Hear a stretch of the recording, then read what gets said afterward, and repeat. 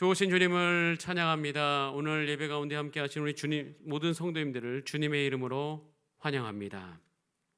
오늘 함께 읽은 본 말씀을 가지고 주권을 인정하는 성도의 삶이라는 제목으로 하나의 말씀을 나누도록 하겠습니다.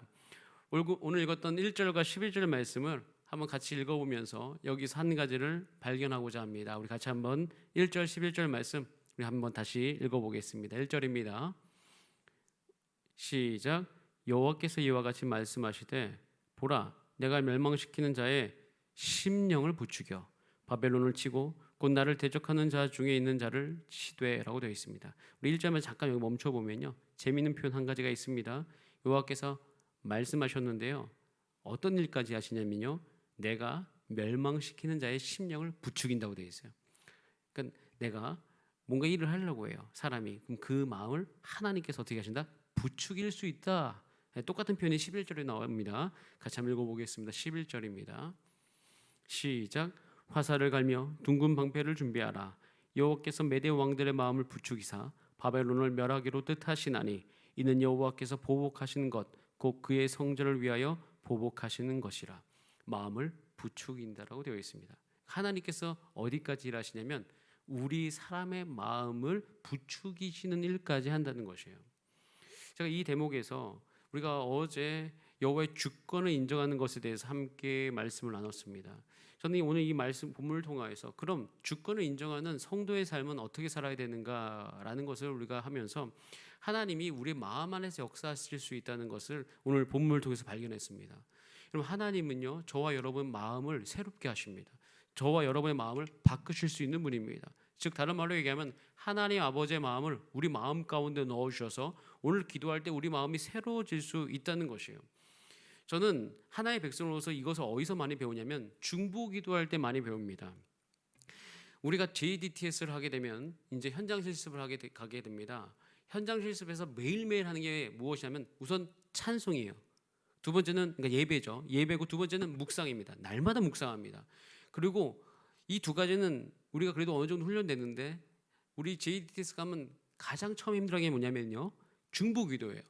중보기도를 평소에 매일 하지 않는데 현장 실습 가면 매일 합니다. 근데 이게 참 처음엔 곤욕스러워요. 제가 이렇게 표현해서 죄송합니다. 곤욕스럽다는 표현을 써서 죄송한데 정말 저는 그렇게 느꼈어요. 제가 24살 때 DTS 훈련 받을 때 제가 정말 힘들었던 거 뭐냐면 중보기도 시간에 하나님 아버지의 마음을 받는 시간이 있어요. 저는 이제 어렸을 때부터 늘 누가 기도 인도하면요, 그것 따라서 그냥 기도하는 것에 익숙했어요. 기도하다 말고 갑자기 침묵으로 가만히 있는 거 저에게 별로 익숙하지 않은 거였습니다. 그런데 훈련 받는데 갑자기 막 기도하다가 침묵하는 거예요. 침묵인데 그냥 침묵도 아니고요. 자, 우리 다 함께 하나님의 마음, 하나님의 말씀을 받도록 하겠습니다. 처음에 그 시간을 딱 하는데 정말 머리가 하얘지는 걸 경험했습니다. 무슨 내가 지금 뭐 하고 있는 건가? 무슨 말을 해야 되지? 그리고 또 한 가지는 더 그 다음이 힘든데 딱 끝나고 나면 갑자기 기도하다 말고 눈을 떠요. 원래 우리는 옛날에 어렸을 때 예수님의 이름으로 기도합니다 하면 그때 눈을 뜨는 건데 그것도 하기 전에 눈을 뜨는 거예요. 눈을 뜬 다음에 이제 리더 인도하신 분이 한 사람씩 물어봅니다. 하나님 말씀 받은 게 뭐예요? 하나님 마음 받은 게 뭐예요? 그래서 쭉 다 물어봐요. 그 순서가 올 때 그 긴장감. 하나님 아버지의 마음을 받는 시간을 갖는 거거든요. 근데 그걸 처음에 딱 이야기할 때 이게 너무 이렇게 막 곤두서는 거예요. 너무 힘들었었습니다. 근데 그것을 날마다 하니까 그 시간이 정말 오지 않게 되기를 바랬어요. 근데 그것을 꾸준히 훈련하면서 이제 생각이 이제 어느 순간 또 바뀌기 시작했어요. 이게 너무 중요하고 너무나도 필요한 시간이고 그리고 그것이 나의 삶을 바꾼다는 것을 알게 됐어요. 중보 기도를 제가 배우면서 가장 많이 배운 것은 하나님의 마음, 하나님의 뜻에 내가 온통 집중하는 훈련했어요. 근데 이것이 그렇게 처음에 익숙하지 않습니다. 왠지 아세요? 우리가 그렇게 하나님 아버지의 마음에 관심을 갖지 않았기 때문입니다. 하나님이 마음이 어떤지도 모르고요. 또 하나님께서 오셔서 우리의 마음을 어떻게 하시는지 관심이 없었어요. 그런데 제가 이제 알게 된 것은 하나님도 우리의 마음에 관심이 있고 우리도 하나님 아버지의 마음에 관심을 가져야 된다는 것을 이 중보 기도를 하면서 배우게 되었습니다. 우리 여기서요, 하나님 아버지의 마음이 내게 오면 내 마음도 바뀔 수 있다는 것. 그리고 정말 신기한 것은 내 감정조차도 바뀔 수 있다는 것을 제가 체험을 했습니다. 그 체험을 하고 난 다음부터는 하나님께서 원하시는 것은 하나님 아버지의 마음을 알기 위해서 하나님 앞에 나아가는 것을 원하시는구나 라는 것을 알게 되었습니다. 근데 이 중보기도를 하기 전에 항상 그 전에 하나님 아버지의 마음을 듣기 전에 갖는 순서들이 있습니다. 근데 그 순서를 다 여호와께서 한 가지로 딱 저에게 이야기하자면 이거예요. 하나님의 주권을 인정하는 겁니다. 우리 불완전하죠. 저도 처음에 힘들었던 건 뭐냐면 내가 하나님 아버지의 마음, 하나님의 뜻을 잘 분별하는 거 맞아? 이런 것에 대한 두려움이 있었어요. 그러죠. 어떻게 감히 한 인간이 절대자인 하나님의 생각을 우리가 그대로 알 수가 있습니까? 저도 그럴 수 없다고 생각했는데 제가 여기서 이제 이것을 뛰어넘는 법을 배웠어요. 그것은 늘 하나님의 주권을 인정하는 거예요. 제가 실수할 수 있습니다. 그럼에도 불구하고 하나님 마음 알고 싶습니다. 제가 실수할 수 있는 거 인정합니다. 그래서 주님의 주권을 인정합니다. 하나님, 내가 내 것을 내 거로 여기지 않고 내 생각 다 내어놓습니다. 내 생각, 그리고 사단이 주는 생각, 나사렛 예수 그리스도는 명하노니 떠나갈지어다 이야기하면서 온통 내 마음이 하나님의 마음을 알기 위해서 그 주권을 인정하기 위해서 나가는 거죠. 그러니까 중보기도에 있어서 가장 중요한 것이 하나님의 통치와 주권을 인정하는 거예요. 내가 미래를 알고 싶어서 어떤 사건에 대해서 그것을 내가 점치듯이 알고 싶어서 하는 것이 중보기도 아닙니다. 그래서 여러분은 주님의 주권을 인정하는 성도의 삶 첫 번째는 뭐냐면 중보기도하는 거예요. 하나님의 마음을 알기 위해 주 앞에 나아가는 거예요. 그럼 하나님께서는 이렇게 지금도 일하시지 않습니까? 저기 바벨론을 향해서 지금 메대 왕들의 마음을 부추기셔서 바벨론을 멸하기로 결정하신 거예요. 하나님은 사람의 마음에게 역사하신다는 거예요. 그래서 여러분, 주님의 주권이 눈에 보이십니까? 주님의 주권을 다스리심을 인정하기를 원하십니까? 여러분, 하나님의 마음을 알기 위해서 오늘 중보기도의 자리로 기도의 자리로 나가신 여러분의 삶 되시기를 간절히 원합니다. 여러분, 우리가 하나님 아버지의 마음에 관심을 가질 필요가 있어요. 하나님 아버지의 마음 관심 갖잖아요. 그러면 우리 안에서 내 모습이 객관화됩니다. 그리고 하나님의 말씀을 내가 받아들이잖아요. 그럼 내가 회개해야 될 영역들도 보이게 되어집니다. 그리고 나에게 정말 나를 어렵게 했던 사람을 향해서도 하나님 아버지의 마음을 알 수가 있어요. 여러분, 그런 은혜가 저와 여러분 삶 가운데 있기를 원합니다. 바벨론은 이걸 잘 못했습니다. 바벨론은 결국 하나님께 이스라엘 백성들을 새롭게 하는데 쓰임받고 훅 정말 하루아침에 멸망당합니다. 기회 주었을 때 그들조차도 하나님의 주권을 인정했더라면 다른 결과가 있었을 텐데 그러지 못했습니다. 여러분, 오늘 기회가 왔습니다. 여러분 삶 가운데 오늘도 기도하시면서 하나님 아버지의 마음을 알기 위해서 간절히 기도하신 여러분의 삶이 되시기를 바랍니다. 그렇게 우리가 중보하는 마음으로 하나님의 마음을 알잖아요. 그 다음에 우리가 해야 될 것이 있어요. 두 번째, 10절에 나옵니다. 우리 10절 말씀 같이 한번 읽어보겠습니다. 시작. 여호와께서 우리 공의를 드러내셨으니 오라 시온에서 우리 하나님 여호와의 일을 선포하자라고 되어 있습니다. 선포하는 거예요. 그리고 15절 16절 말씀을 이어서 읽어볼게요. 여호와께서 그의 능력으로 땅을 지으셨고 그의 지혜로 세계를 세우셨고 그의 명철로 하늘들을 펴셨으며 그가 목소리를 내신즉 하늘에 많은 물이 생기나니 그는 땅 끝에서 구름이 오르게 하시며 비를 위에서 번개를 치게 하시며 그의 곳간에서 바람을 내신다라고 되어 있습니다.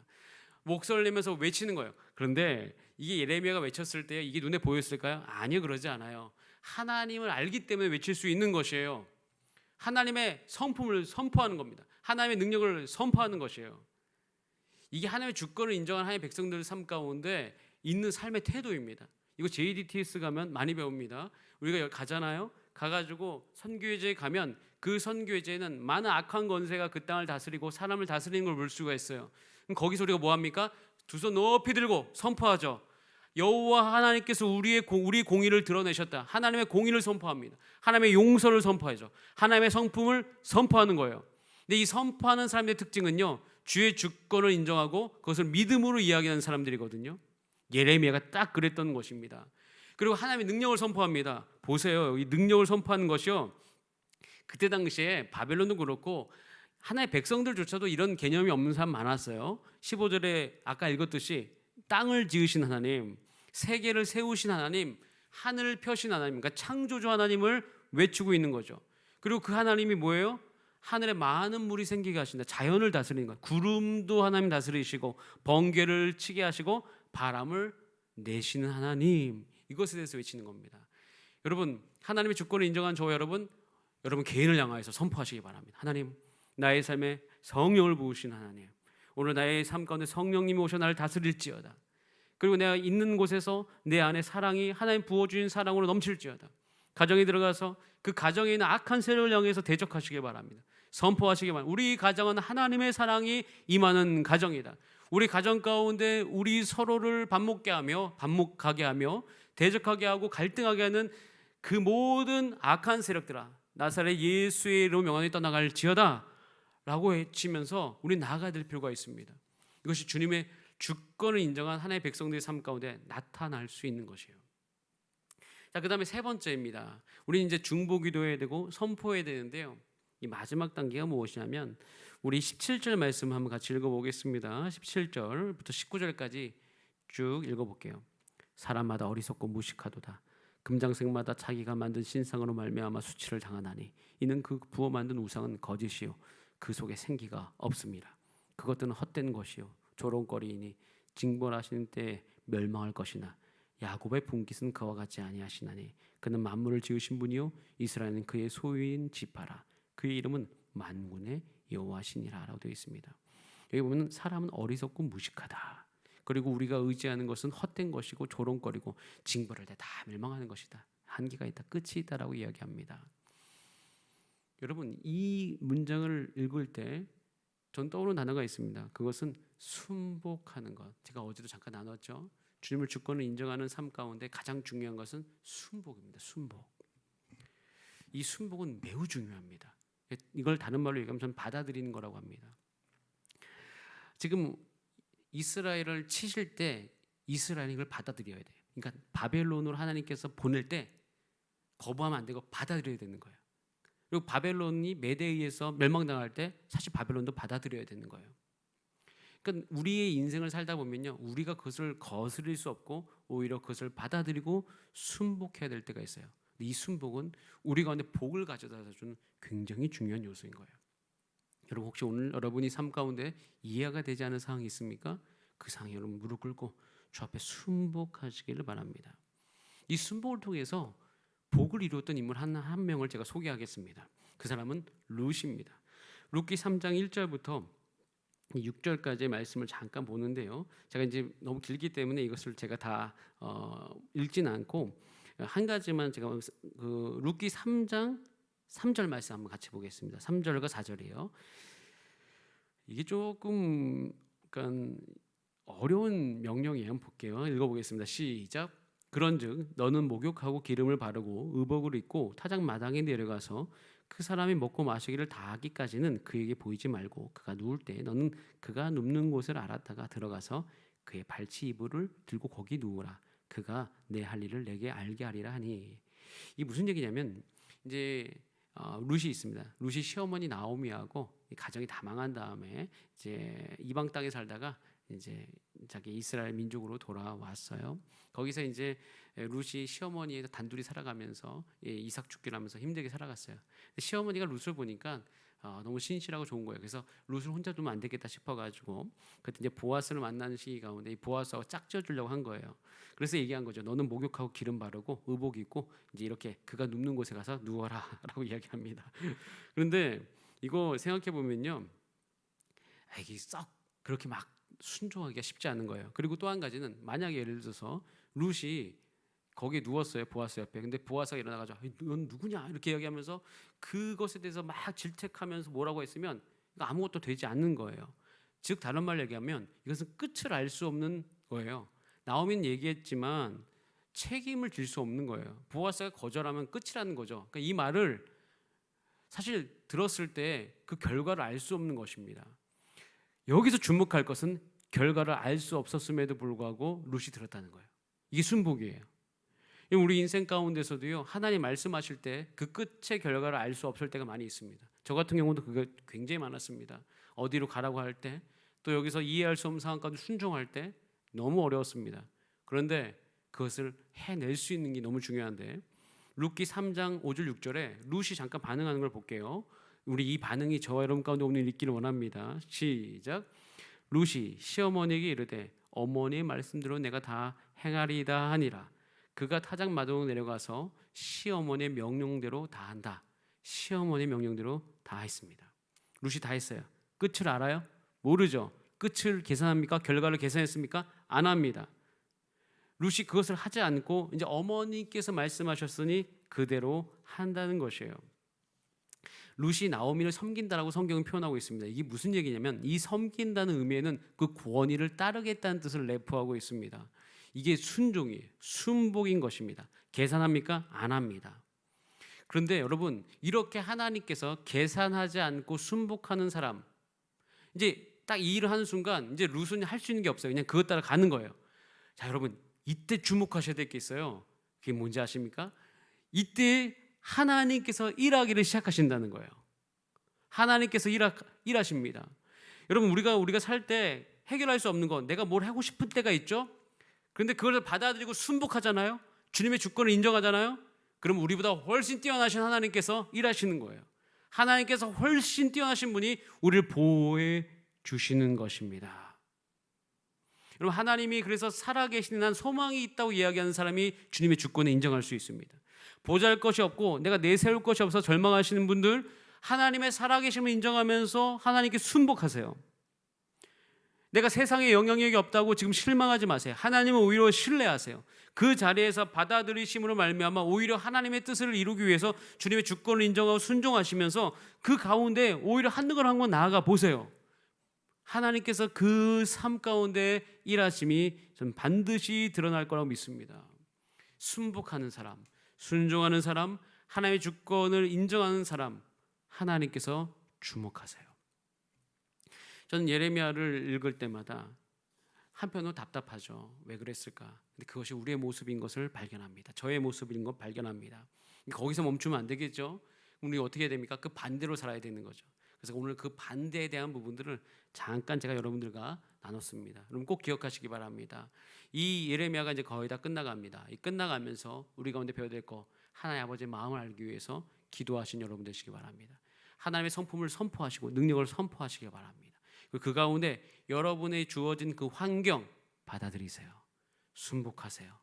그리고 하나님께서 일하실 것을 기대하신 여러분 되시길 바랍니다. 저는 우리 교회 가운데 지금 하나님께서 일하고 계심을 믿습니다. 여러분의 가정 가운데도 하나님이 일하고 계심을 믿습니다. 그것을 믿음으로 받아들이면서 오늘 하루도 그렇게 선포하시고 승리하시는 하루 되시기를 바랍니다. 우리 다 함께 기도하시겠습니다. 이천 기도할 때 하나님, 주님의 주권을 인정합니다. 오늘 주님을 주권을 인정하는 삶 가운데 우리 삶의 구체적인 적용이 일어나게 해 주시고 그렇게 살아갈 때 하나님의 은혜를 오늘 저녁에 누릴 수 있도록, 잠들기 전에 내가 하나님께 감사할 수 있도록 오늘 하루 보호하여 주시옵소서. 우리 다 함께 주여 한번 부르신 다음에 합심으로 기도하겠습니다. 주여.